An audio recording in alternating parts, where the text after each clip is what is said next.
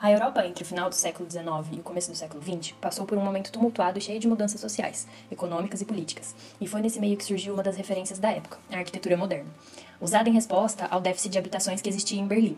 Após a Primeira Guerra Mundial, a imigração para a cidade de Berlim aumentou consideravelmente. De 1850 até o fim dos anos 1920, a população tinha praticamente duplicado de 25 em 25 anos.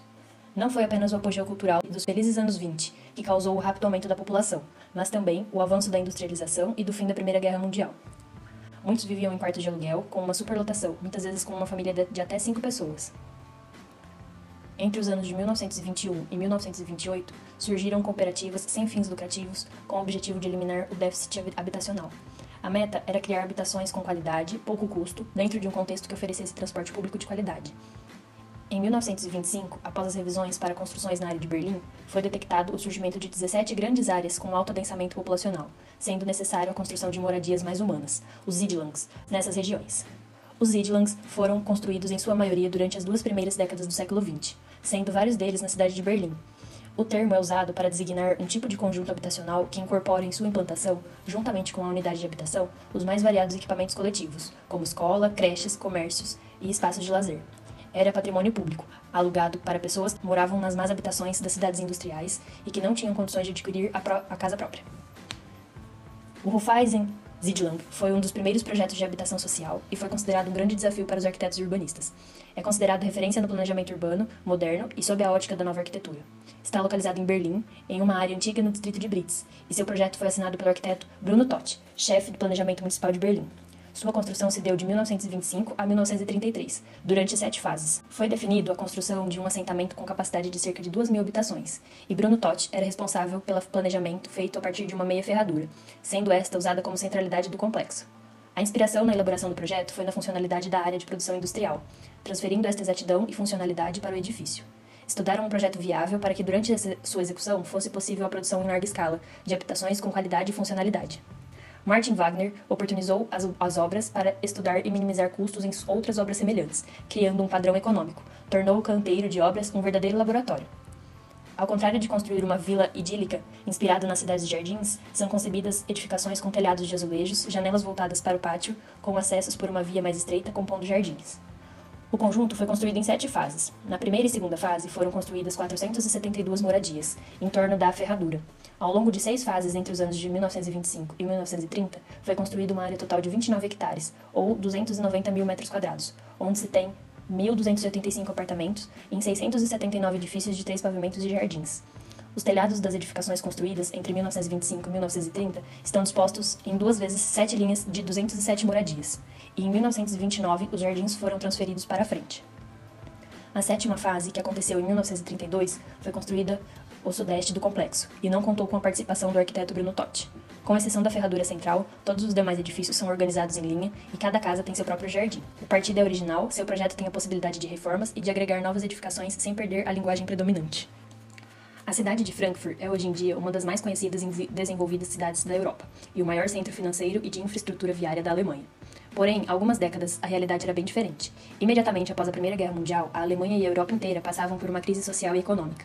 A Alemanha derrotada era vista pelas outras potências mundiais como a causadora do conflito e assim sofreu severas punições, a partir das cláusulas do Tratado de Versalhes. Este tratado determinava que o país germânico assumisse total responsabilidade pela guerra, pagasse indenizações aos países danificados e restringisse forças militares, entre outras medidas. Em meio ao caos, um projeto de planejamento urbano para a cidade de New Frankfurt foi pensado, e ele durou de 1925 a 1930.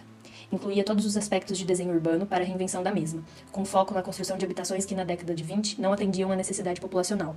As condições de higiene, infraestrutura, água corrente, iluminação e ventilação eram precárias. O então prefeito eleito, em 1924, Ludolf Lama, apontou o arquiteto Ernest May, no ano de 1925, para liderar o projeto que resultou na construção de 12 a 15 mil unidades habitacionais ao final dos 5 anos, um número bem maior que o planejado.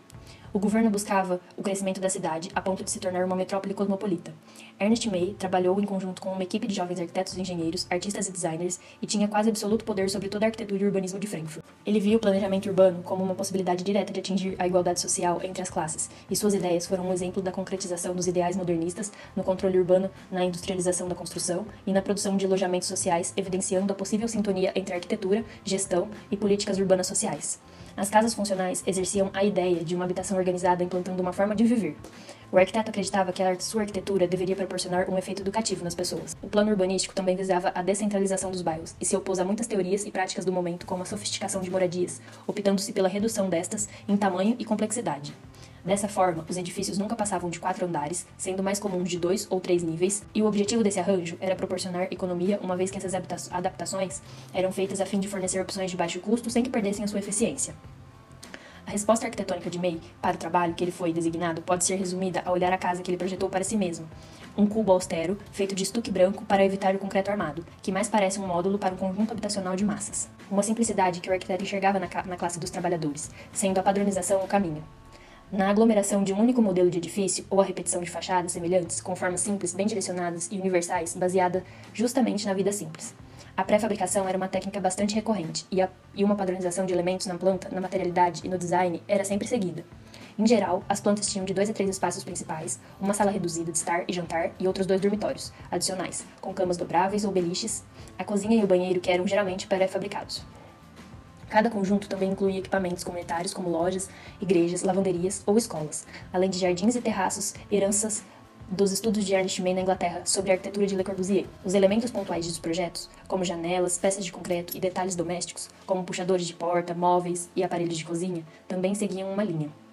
Curiosamente, muitas das edificações do arquiteto acabaram sendo muito caras para as classes mais baixas e foram povoadas pela classe média e intelectuais indo contra a proposta original. As casas zigue-zague são uma das várias unidades do conjunto habitacional Siedlung-Bruck-Feldstraße, localizada a oeste do distrito de Niederrade.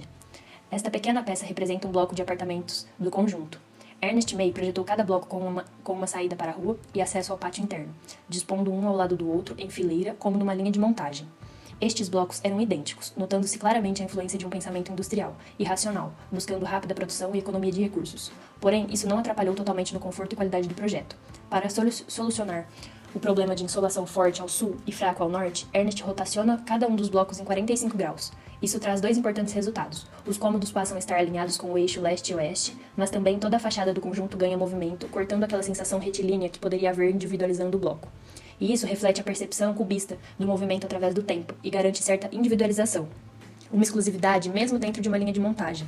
Apesar desta individualização, May garante uma excelente sociabilidade com a criação do pátio interno, além da implantação do bloco destinado à lavanderia coletiva, creche e posto de saúde. O bloco é composto por 3 andares, contendo um sótão. A disposição dos andares e dos blocos garante a implantação de um terraço-jardim e de um espaço privado para uso como horta, além do grande jardim comunal. Cada apartamento ocupava metade do andar. Esta configuração garantia 6 apartamentos por bloco, além de um sótão com um quarto como parte de cada apartamento. Esta planta dos apartamentos possuía 2 quartos voltados para a rua. A sala e a cozinha eram voltados para o pátio interno do conjunto. O conjunto foi, entre centenas, um dos mais bem-sucedidos projetos habitacionais de Ernest May, e até hoje cumpre a sua função residencial. Isso prova que a linha de pensamento do arquiteto foi capaz de atravessar gerações sem que o seu trabalho se torne obsoleto.